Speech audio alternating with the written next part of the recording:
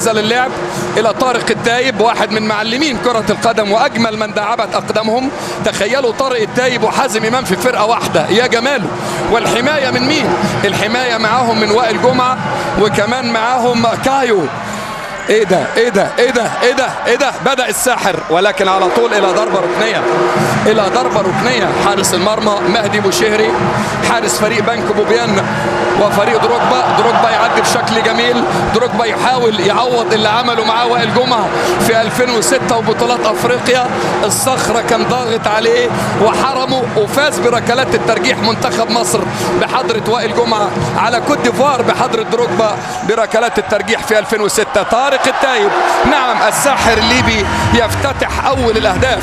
من ابدع مع الهلال السعودي والشباب السعودي، من تألق في تونس هناك مع الافريقي والصفاقسي والنجم، من تألق في تركيا. ساحر ليبيا الموهوب طارق التايب يسجل اول اهداف اللقاء. لعيب كبير كبير كبير.